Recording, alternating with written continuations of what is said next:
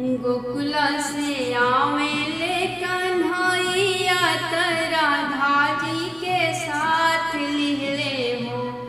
गोकुला से आवेले कन्हैया त राधा जी के साथ लिहले हो।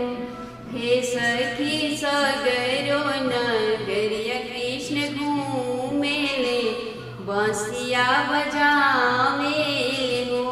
सखियो सगरो नगरिया कान्हा घूमेले मुरली बजावेले हो। हे राधा के करी महल जगी होला महलिया हम जाई हो। घर में से निकले धर्मेंद्र सेवका हाथ जोड़ी पैया पड़े हो। घर में से निकले रामन सेवका हाथ जोड़ी पैया पड़े हो। हे भगवन हमारी महलिया जगी होला महलिया हमरी आई आसन लगाई रौरा है। हे राधा मैया हमारी महलिया जगिया होला महलिया हमरी आई रौरा आसन लगाई नहे। घर में से निकले किरण बेटी दोनों कर जोरेली हो। घर में से निकले वैभव बेटी दोनों कर जोरेली हो।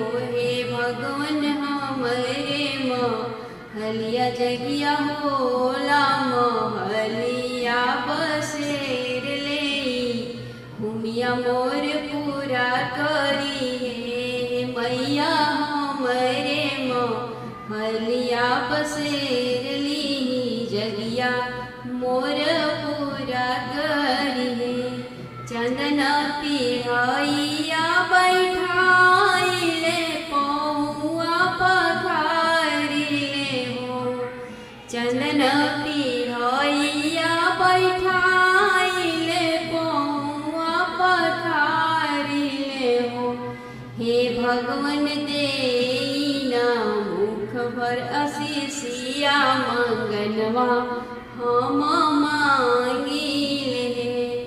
हे राधा मैया देना मुख भर आशीषिया मंगनवा हम मांगिले। लक्ष्मी त मांगिले हरा दीज स्वरूपवा दधी के जस रे।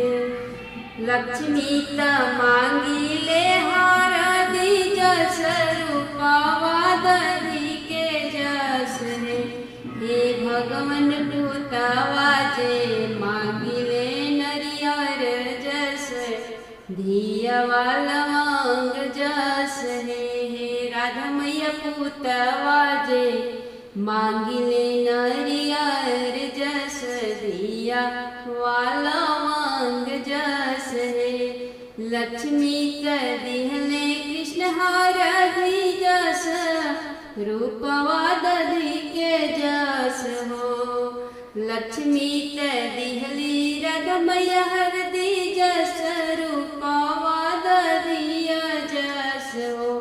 हे सखी पूतवा जे दिहली नरियर जस बेटिया लवंग जस हो। हे सखी हो पूतवा जे दिहल नरियर जस धिया वाला